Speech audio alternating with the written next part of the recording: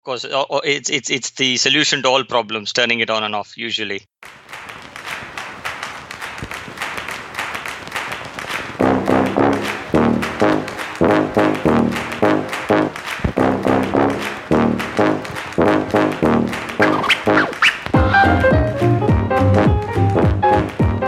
Hi everyone, and welcome to another episode of the Edtech Podcast.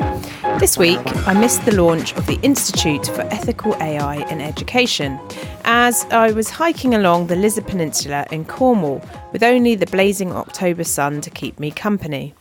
Fear not, however, dear listeners, as we will be asking Sir Anthony Selden, Vice-Chancellor of the University of Buckingham and one-third of the Institute leadership, what the programme is all about next week as part of a future episode on AI in education. This should set me up nicely for the panel I'm moderating on AI in education at the Global Education Technology event in Beijing next month. If you're heading out to GET in China, I look forward to seeing you there. Come on, Chinese visa, don't let me down now. Returning back to this week's episode, we've got a listener's message bonanza to kick us off. First up, apologies to Kirsty Tonks, Principal Designate of Shireland Collegiate Academy, for missing her voicemail to the show a few weeks back. Hi there, everyone at the Edtech Podcast. This is Kirsty Tonks from Shireland Collegiate Academy Trust up in the West Midlands. I am super excited about coming down tonight, ready for tomorrow's festival. I'm really looking forward to speaking about how I've led digital change and transformation over the last 12 years. So I'm going to say bye now and see you all tomorrow. Thanks, Kirsty, for sending in your message and contributing to our festival. Thanks also to listener and mega fan Malwina Koska from Inspiral Education and previously of Apple fame for leaving such a complimentary message about the festival. Hi, Sophie. This is just a quick one to say a huge thank you for organizing such a brilliant event.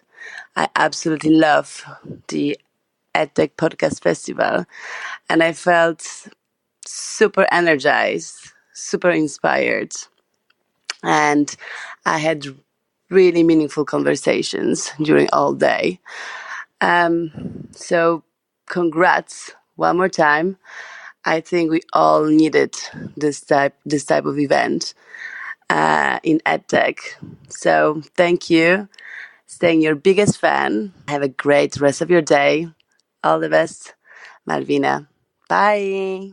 We are working on a special new format for podcast listeners and festival fans, so more soon on that. If you want to leave a message for the show, go to speakpipe.com/the EdTech Podcast. This week, we also have a message from Dr. Ananda Gopalan, the lead coordinator for the Communicating Computer Science in the Classroom programme at Imperial College London. Ananda organises the placement of awesome Imperial College London undergraduates into schools to teach and inspire around real-world computer science learning. If you'd like an undergrad in your classroom and you're listening in London, get in touch with Ananda, whose email is in our show notes. Here he is describing the programme. So this is a course that's titled Communicating Computer Science in Schools, which runs as a third or fourth year module. So these are upper level undergraduate students who actually take this course in lieu of another course in the department. And the aim of this course is to place these undergraduate students with the London area school for a period of about 6 to 8 weeks, where they would support the teaching of computer science in the school itself. So the idea is for them to get a first-hand experience of the school environment and actually help deliver a program of teaching. This program of teaching would be agreed with the student and the teacher and can take the form of curriculum-based teaching or teaching outside the curriculum, which could be code clubs, different types of activities, programming activities, algorithmic activities, as well as anything that the school thinks is interesting. For example, they could even talk about computer science outside the curriculum and how computer science is actually being used in the real world. And the way that we pick the students is we actually interview all of them to ensure that they're suitable to go to the schools to teach. And we take care of all the necessary costs. So every student who gets to a school will be DBS checked by us. And if there are any travel costs that are incurred by the students, we take care of the travel costs as well. That's very cool. And so what's the kind of results that you've had back from some of your students going into the schools? The feedback we've had from the schools have been absolutely positive, very, very positive, because they obviously get really good students, and they're also getting students who are doing this as a subject and are hoping to do this as part of a career. So they really get a good understanding. Plus, what we hear back from our students is the fact that the ground reality in schools is not very, very good in terms of the number of technical teachers available in the schools. A lot of schools are making do with somehow managing to teach the computing curriculum, but it's a stopgap solution. So last year we had a student go to a local school where they took over the teaching of a certain element of the curriculum, which was to teach students understanding of low-level programming about the whole idea of what a computer looks like from the inside.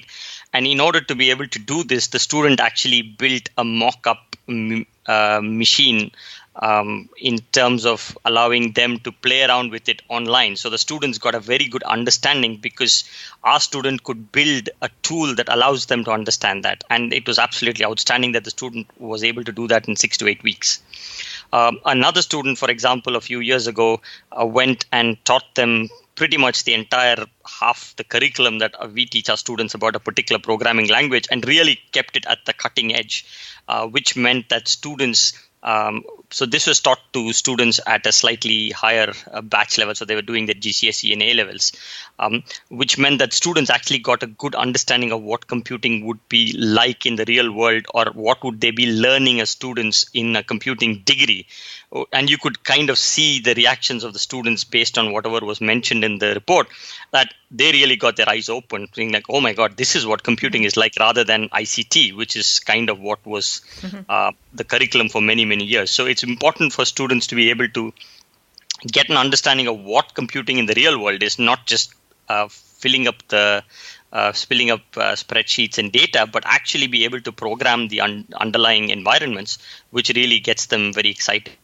Another student actually took Raspberry Pis to schools and then allowed them to program elements of Minecraft on it, which was also extremely exciting because the student built the framework around it a little bit and basically took it to the school, and it proved to be very, very successful. If schools are listening in and they are interested in working with your program and getting some of your students into their schools, how do they go about doing that? That's a good question.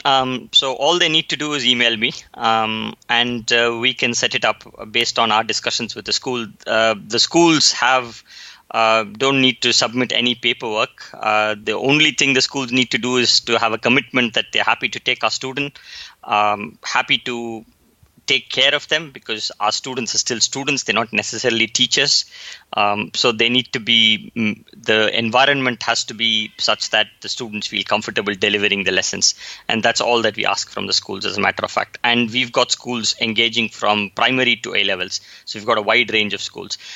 And if we can't get a student to go the first year, maybe we could get them to go the year after. So we kind of try to mix and match schools with our students' interest, but also with respect to where they live in London and how much commute time they can have. Okay, fantastic. So we'll drop your email into our show notes. And anyone listening, get in touch with Ananda and we'll make that happen. Absolutely. We're looking forward to connect with many more schools. We're also looking to expand our outreach as part of this course, is to use this connection with schools to actually expand the kind of outreach that we plan as well. So this would be a good way to engage with us. Even if we are not able to engage through this course, we can always engage with other ways from the department. Thanks, Ananda. We love all that, and a great way of bringing together the ed and the tech. With more news on what brings together the ed and the tech, or doesn't, here is Bob Harrison, who got in touch after penning his article for Secondary Ed in the UK, responding to the UK Education Secretary's 5-point agenda on where tech might help in education. Bob's main point is that the UK government announcement doesn't go far enough. Can you tell? Right. So I'm getting towards the end of my career in life now. I'm chair of governors of a college in Barnsley. I'm on the governing body of Oldham College here in the northwest. I'm vice chair of governors of my local secondary modern because there's a secondary modern bum myself. I think it's important that I try and put something back in. But I've spent 40 years working in schools and colleges.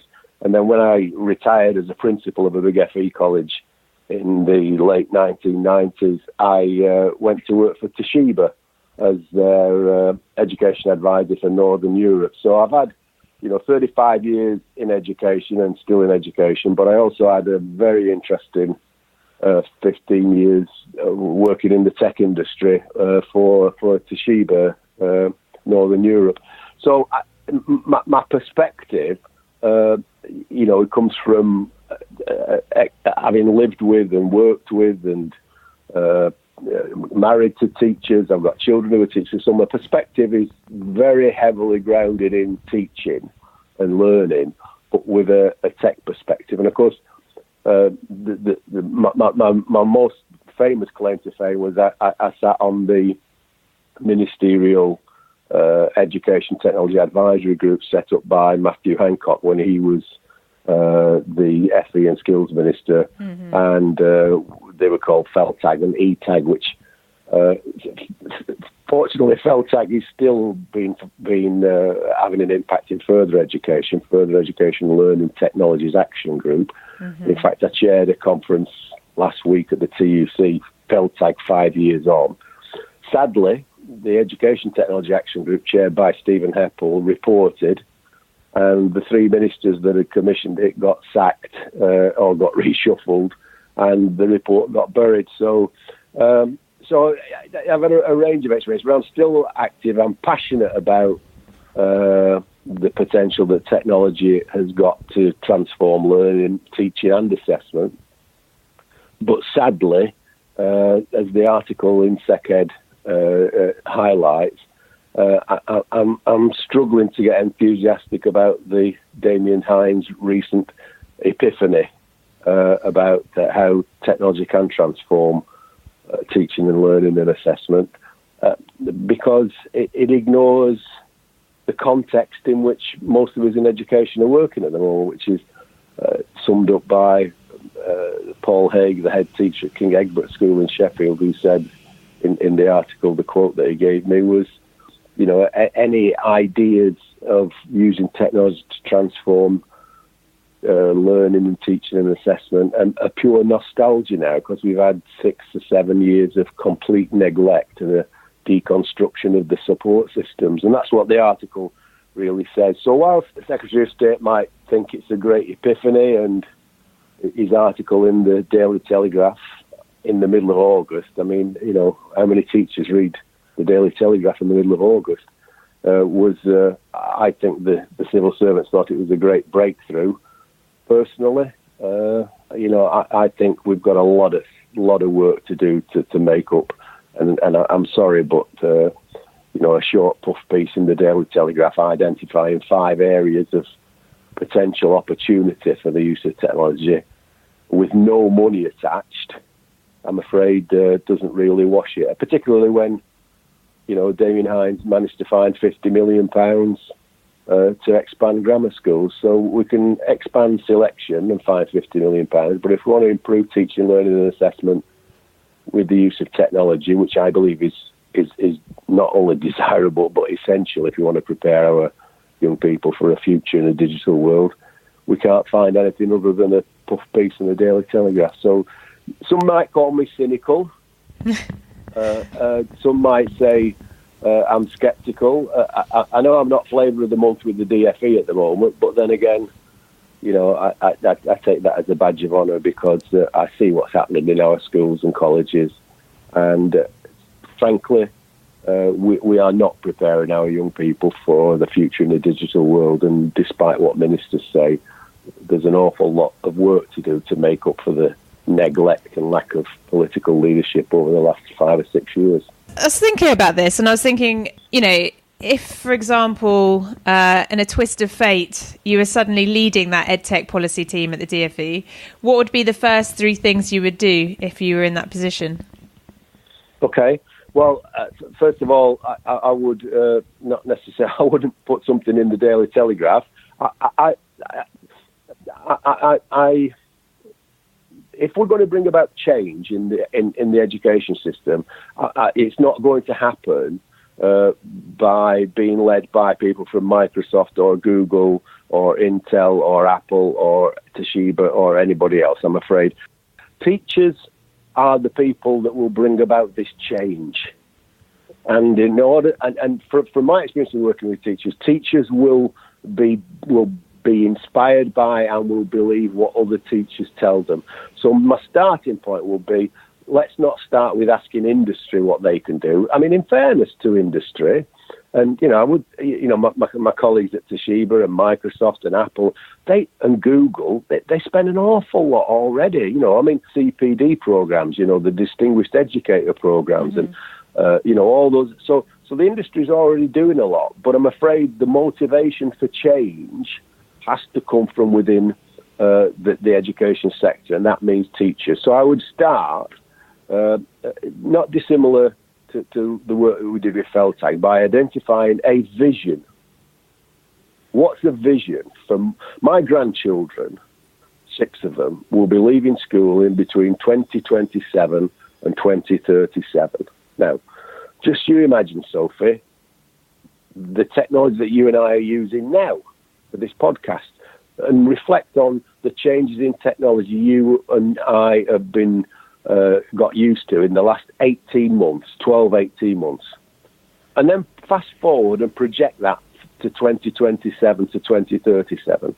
So the first thing we have to do, the first thing I would do if I was in charge would be work with the education community to develop a vision of what learning will be looking like. And sadly, and this is going to sound party political, but it's not. Sadly, we have a schools minister who, frankly, believes in a pedagogical approach which takes us back to the 19th century rather than preparing our young people for the 3rd millennium. So that would be the first thing I'd do. The second thing I'd do would make sure that all schools and colleges, and this was one of the recommendations of ETAG, had a robust and industrial-style infrastructure.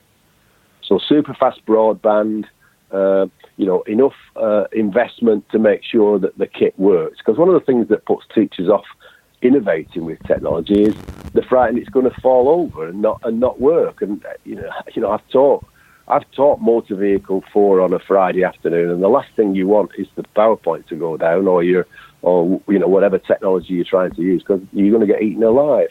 So the second thing that I would do after developing the vision is invest in the infrastructure. And the third thing it's about workforce capacity and capability. And as Paul Haig said, sadly, in his quote from my article in SecEd, at this moment in time, it's a case of, which staff do I want to hang on to, which staff am I going to have to make redundant in order to make the budget cuts. So I think we've got to look at the cultural context. And so the 3 things that I will do will be vision, infrastructure, and workforce skills.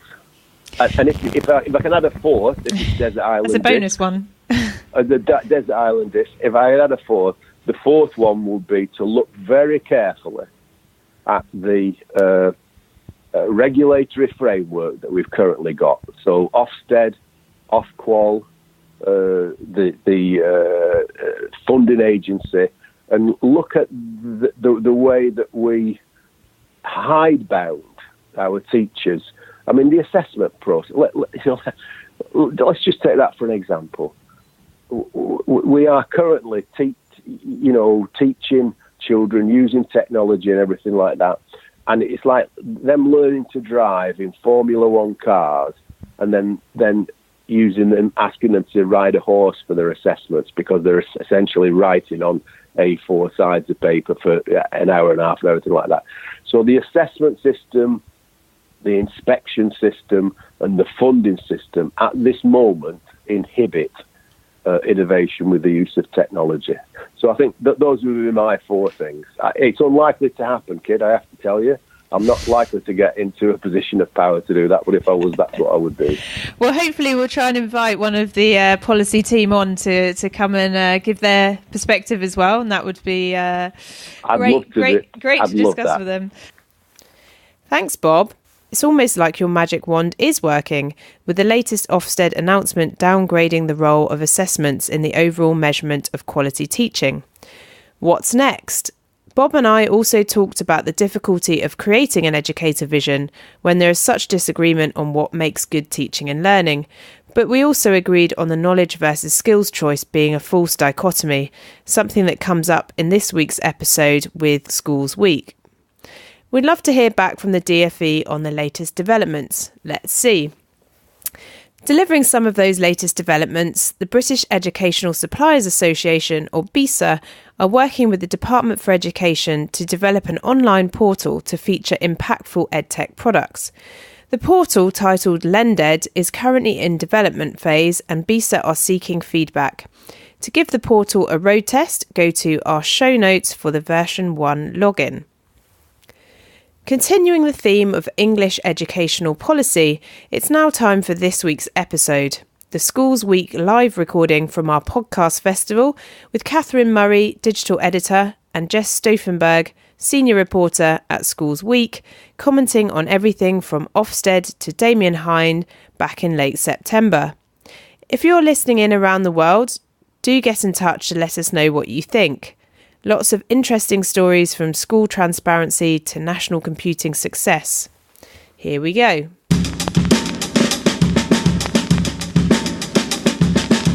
Hello everyone, thank you so much for coming along.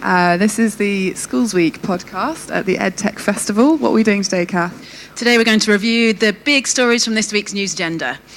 So I think we're going to start with the computing GCSE story because that's very relevant to this audience. So Jess, would you like to let us know what's been happening? I would indeed. So lots of you will know a lot of this already, but the computer science GCSE, it came in quite a few years ago.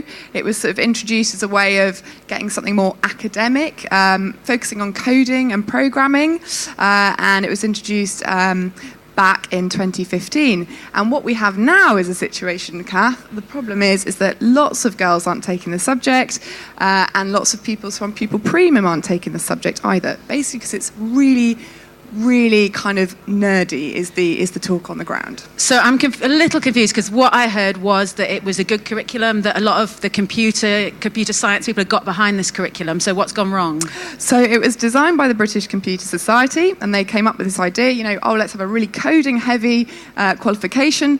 But then Nick Gibb got rid of the ICT GCSE, and this summer was the very last summer that students got to do the ICT GCSE, which was a lot broader. So that's probably what you remember from school, some of you, Excel, PowerPoint, even things like iMovie, and now all they've got is coding. So there's a big drop-off in the number of girls doing it, and a big drop-off in a 17% drop in the number of pupils taking any sort of computing qualification now, because they're not choosing the computer science coding focused GCSE. So what do we need to do? Do we need to, rather than keep computing as its own strand in the curriculum, do we need to do something to broaden how computing is embedded across schools, across the curriculum? What can we do? Well, ironically, the people who actually designed the computer science GCSE, British Computer Society, they've kind of said, it might not be working. Let's do a review. So they've got a very impressive professor of computer science who's going to be leading a review to say, does this need to actually be a broader curriculum, broader qualification, and bring back in some of the elements that's been lost in ICT. So there's a lot of grumbling on the ground that the people who actually came up with this idea are now reviewing it and might sort of tweak it back into more of its older version, and we're going to have to see what they come up with, essentially. I was talking to some computer science teachers today, and one of the things that they said, interestingly, was in English, you've got literacy embedded across the curriculum, for example. You've got maths embedded across the curriculum. What we don't seem to have is computing embedded across the curriculum. And I do wonder if Damien Hind's new push for this strands of computing throughout schools is going to help with this. Hopefully it will. And I guess it remains to be seen whether this the tension in the DFE. We've got Damien Hines pushing for an EdTech revolution, and then we've got Nick Gibb with his more focus on traditional education. And I suppose the tension that we're going to see in the coming years is who wins that battle, or do we find something that works for everybody, that makes computing and coding for the future something that we as a country are good enough at for future industries? There is that tension, isn't there? And I think what the government has come up with is this National Centre for Computing Education. And that's their big idea. It's meant to be launching very shortly, literally in a matter of weeks. And I think they're going to try and work out some of these tensions. It's got £84 million. So hopefully, we've had a few false starts with computing, but hopefully it's going to get off the ground, Kath, isn't it? Let's see. Hopefully, maybe it will follow the footsteps of the Maths Centre, that national Maths Centre that we have that, kind of hopefully gives a bit of a push to maths in the curriculum. Maybe computing will go the same way. We've got our fingers crossed. Talking about politicians trying to make everything work, what else are the good political stories from this week, Kath? What else has caught your eye? Well, politics-wise, of course, we had Angela Rayner make her first big announcement on the long-awaited National Education Service. Now, 2 years we've been waiting to see what the National Education Service is actually going to contain. Anybody aware of any policies in the National Education Service so far? So this week, we have an announcement on two, and interestingly enough, they're not revolutionary. They are actually recycling of old policies that the Tories came up with a few years ago. So which one's she gone for? What's she nabbed, Kath? So the big one that made the headlines was this one about trying to deal with off-rolling. So exclusions has been big in the headlines especially in recent months, school exclusions. One of the policies that Angela Rayner has proposed to deal with this is that schools stay accountable for the GCSE results of any student that they remove from their role in the years coming up to GCSEs. So I think this is a fairly uncontroversial policy. And actually, it was first revealed by Nikki Morgan in 2015 in her white paper for education excellence everywhere. It got support from across the spectrum. So really what's happened here is the Tories have missed a trick. They never implemented that policy. It's just fallen by the wayside, and now Angela Rayner's picked up that policy and made a big headline splash with it. And I think it's, to be honest, broadly popular across... Sounds pretty smart from Rayner because, she's going with something that members support, which is the National Education Service, and she's keeping quite traditional lines on that. But behind the scenes, it sounds like maybe she's being a bit more pragmatic, a bit more savvy, looking at stuff which already has cross-party support. Does that sound fair? Absolutely. I think that's just what she's doing. And in fact, the other policy was the census loophole policy. Again, a non-controversial policy to do with exclusions, is that at the moment, I think anyone who works in schools knows that the funding for the year is calculated by the autumn census, and then the accountability measures are calculated on the January census. So there's like a loophole, there's a window in which it's ideal time for schools to lose pupils. If you lose them after the autumn census, before the January census, you lose the funding, so you gain the funding, but you lose the results. That's really interesting. So it's an obvious loophole to close, and it's another big, easy win policy that will get broad support across the schools. So yeah, she's being very pragmatic. So Rayner coming up with some good ideas. And in fact, there was a pretty popular story. We had a lot of hits on this week. Was about Drew Povey, who's obviously the star of Educating Manchester, and he's been one of those accused of off-rolling. Do you want to just quickly put that in a nutshell? Okay, yeah, that's an interesting story. So Educating Greater Manchester, a big hit series, in fact, such a big hit that they commissioned a second series, which was supposed to be due out for the autumn. I'm not sure now what the timescale is. So yes, he's been on suspension for several months over accusations of fiddling the figures, possibly to do with off-rolling, having previously given evidence to the Education Select Committee that his school did not exclude any pupils. So big name, high profile, gone out against exclusions and is now under investigation. I think, to be honest, the biggest story and the most relevant thing about that story is this issue of transparency.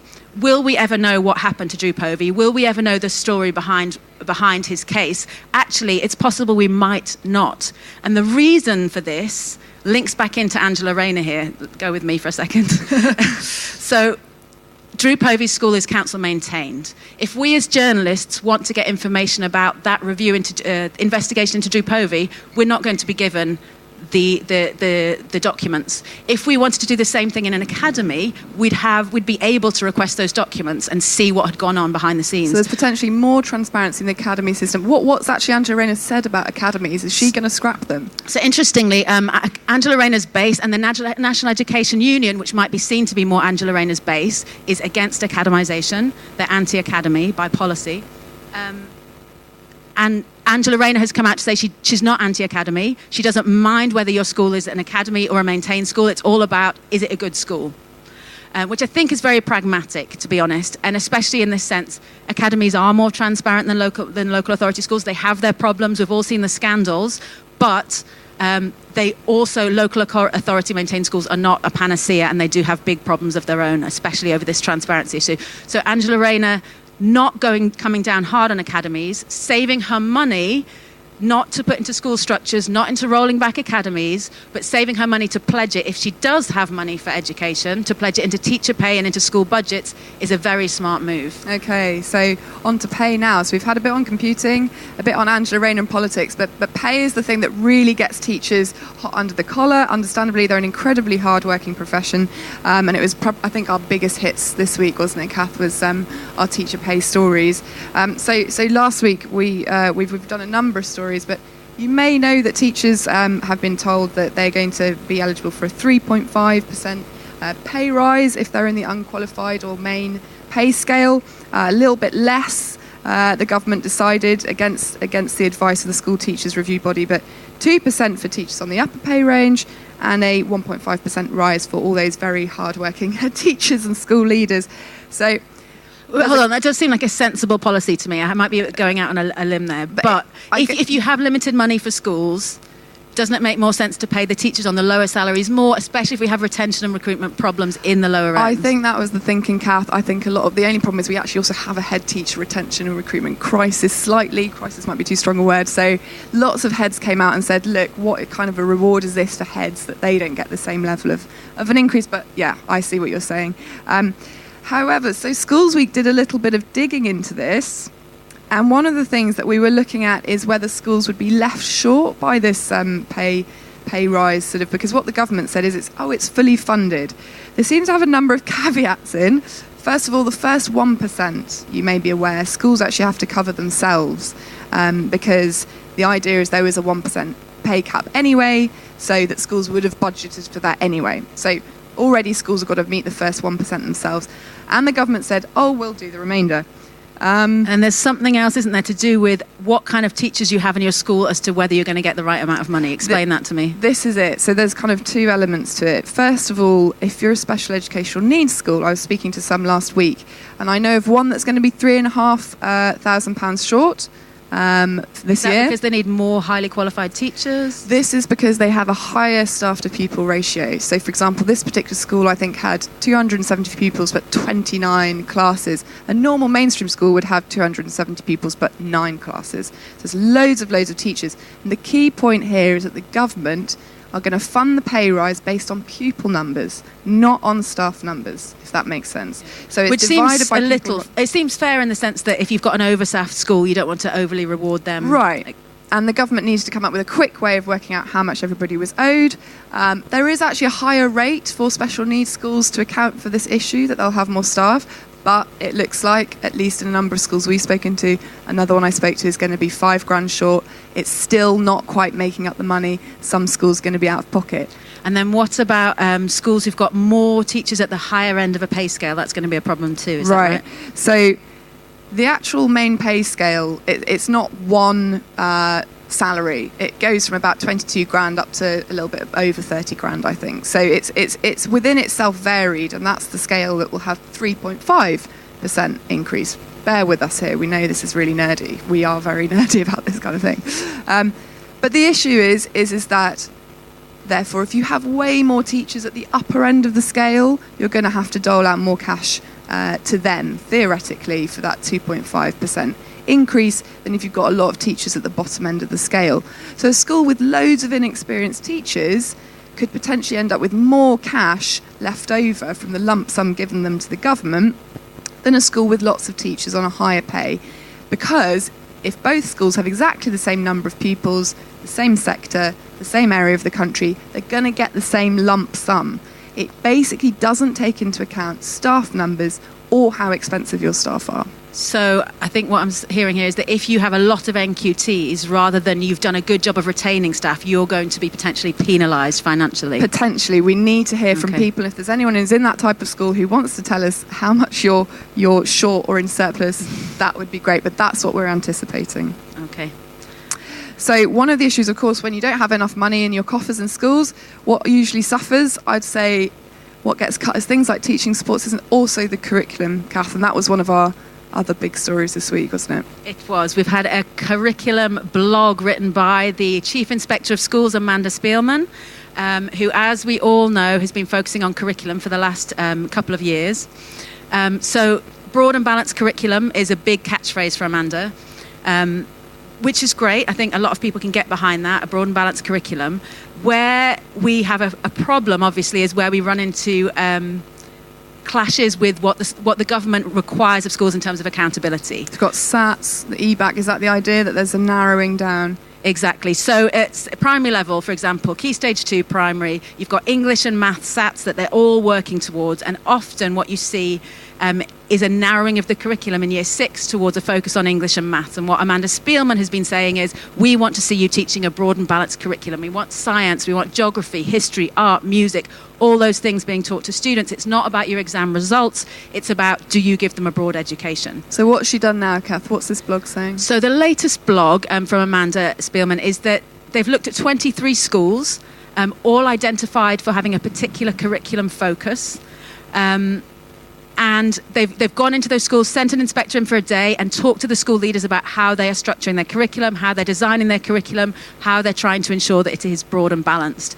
And this blog was a review of what's happened. Right. And is this, what kinds of schools are this? Is this all, we know that there's a preference for knowledge-rich curriculums in schools. Is this all knowledge-rich schools that got looked at, or was there a range? So knowledge-rich schools is a particular favourite of Nick Gibb, for example, Schools Minister. Amanda Spielman has been said to have been looking at knowledge-rich schools, and certainly the advisory board she drew together did have some prominent members of knowledge-rich schools, such as Inspiration Trust in Norfolk, which has been investing a lot in its curriculum design.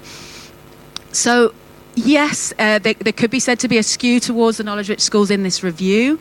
About 1/3 of the 23 schools were identified as being knowledge-led.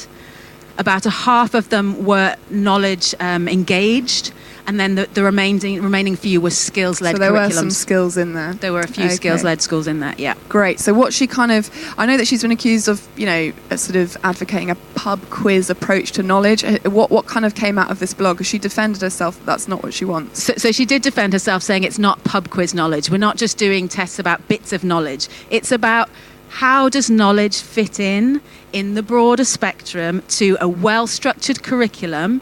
And she does focus on skills. So importantly, she says knowledge and skills have to be interrelated. The reason to acquire all this knowledge is so that you can apply it. So she has taken the middle road in how she's been speaking about it. She's very, very focused on good, deep, broad knowledge, but she's also talked about how this has to be applied. We're going to wait and see what's going to come out of that next. What her next steps will be. But I think what's interesting to me about this whole thing is it's a great example of a school-led improvement system, actually. I'm going to go out and say that, because the Conservatives have been focusing on this, academisation as a school-led, self-improving system. And I have to say, when Amanda Spielman made her announcement about we're going to look for a broad and balanced curriculum, what did happen is that a lot of academy trusts and schools went out and said, how do we do that? If that's what Ofsted wants, how do we do it? They've invested in curriculum leaders. They've looked at designing a good curriculum. Now Ofsted's gone to look at those schools who've taken up the gauntlet, and they've said, what are you doing well and what can we learn from it? So there has been a lot of dialogue back and forth between the regulator and how schools create their curriculum. So I think on the whole, I would say that's a positive move. It sounds positive. It sounds like it's a good sort of set-off against... I'm sure lots of schools might feel like they're in a kind of rock and a hard place, and that they've got all that data that they're meant to be making looking wonderful, and then also might come in and clobber them if they focus too much on core curriculum, right? So it's constantly, you've got to manage everything, but it's good that they're there. I'm sort of interested in what their measure of success of a curriculum is. I mean, how do you sort of work out what that is? I remember I was at an event at the Education Festival, and they were sort of implying that it should enable social mobility, the curriculum. But I don't know if there's any kind of concrete measure yet about what makes how do they say, oh yeah, this curriculum's wonderful, Kath? Do we have any idea about that? Yeah, this is a difficult one. If you look at the DFE's outcome measures for a school, they're focused heavily on performance. So the headline measures are things like Progress 8, you've got Attainment 8 in there. There is a destinations measure, which I suppose is a bit about what you do with it afterwards. The destinations measure hasn't been heavily used by the government. It hasn't had a massive focus on it. But it's there in their list of performance measures for schools, so there's a possibility at some point it could take more prominence. I think the big tension here that schools feel is between what Ofsted's saying they want it broad and balanced, and what the DFE is saying they want results. And so there's got to be a tension here. How does a school leader decide to keep Ofsted happy or to keep the DFE happy? And hopefully what's going to happen between Ofsted and the Department for Education, and they are very communicative, hopefully is that between them they will find a way to make this work for schools and to make it meaningful for schools. And I am hopeful in that Amanda Spielman is about evidence. She's very, very clear on evidence, and I do think there's a good relationship there with the DFE, and I do hope that maybe there'll be some influence. Hopefully. So hopefully the pay rise increase, hopefully potentially employer pension contributions increasing, all of that's not going to narrow the curriculum too much with Amanda. We'll see. I think for a school leader at the moment, it's still a very tough environment to be making decisions in. I think that's... It is almost as bad as journalism. No, I'm joking. It sounds worse. Let's finish on a story that touches a lot of teachers in Nottingham, but could be coming to a city near you. Hopefully not. Parking charges for teachers at schools.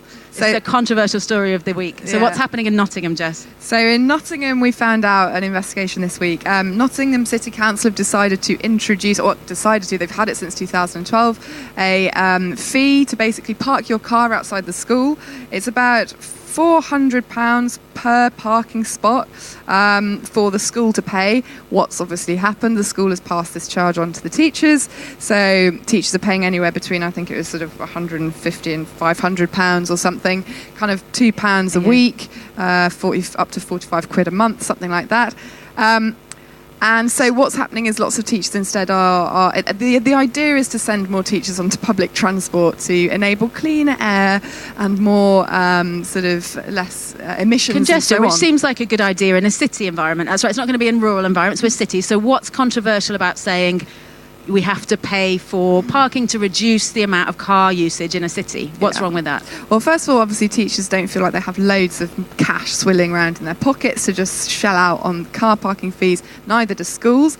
But also anybody who's ever been friends or is related to a teacher, and I am to both of those things, many of them, I have never seen employees who carry so many bags. They have like 20, 30, 40 bags. In fact, one of our bags or books? Oh, sorry, books. Lots of bags full of all those books. So I think one of the issues, and actually Robert Halfon has said this, the chair of the Education Select Committee, is, no, this is unacceptable. We live in a car economy. Teachers need to be able to use their cars, and being charged for that is really pretty unfair. But how about, what if this were to drive a no marking policy in schools? There we go. What if schools were to say, you can't park, but you can't take books home, we're going to reduce the marking load on teachers? Could that possibly be a good outcome? I mean, that would be a lovely outcome. I do actually know of a school in Surrey that says you literally have to leave your stuff on the desk, and you are not allowed to take it home. And I think you have to be out the building at 6 p.m. So I guess they wouldn't have a problem. They must just rock up with their phones on a Monday morning. I don't know. No books. Sounds good to me. Another one in the northeast, which does a completely no marking policy now. So, but I doubt that a council just suddenly introducing this levy would mean that the school's like, right, no marking. I mean, that would be amazing, but I'm sure there would be a lag of at least a year or two of teachers very stressed. And what about rural schools, No, at the moment it's only cities, so I think we've got Cambridge, Reading, Bristol, some cities that are thinking of introducing it for now. But I think this is part of a greater trend, isn't it, for councils passing on charges. I think there's been another story about academisation and council charges this week, just to finish up on. There was. So And this is just the endless stories of schools being cash-strapped and councils being cash-strapped, right? So it's just constantly one against the other a little bit. So councils, when a school converts to an academy, they have to do a whole load of tedious work. They have to do sort of legal work, lawyers' fees, HR stuff, moving over the payroll, moving over management information systems, completely changing the status of the school. And this takes up loads of officer time and often thousands of pounds. So we did an investigation, and whereas back in about 2010, I think only 5 councils were passing on that charge to the school that chose to convert. I don't know if anybody can guess how many it is now. 69 now. So loads of councils are passing this charge on. So then to conclude, I think we'd say that the golden window of academisation is over, potentially. Potentially, if you didn't want to lose some of your £25,000 grant that enables you to become an academy, you will now have, I mean, there was one school that was being charged 40 grand to convert because it's PFI. Others are charged 15 grand. So, yeah, it's that endless thing of not enough money in the system. Councils want to help. Schools are cash strapped. So, yeah, charge them for parking, charge them to convert. It's a frustrating situation for everyone. So yeah, to wrap up, I would say that I think whether the Tories or Labour are going to be in power in the foreseeable future, we're going to have this mixed hybrid economy of schools with local authority maintained schools and academies, and nobody's really going to push it one way or the other. So good luck with that. Good luck with that. We'll be reporting on it. Thank you very much.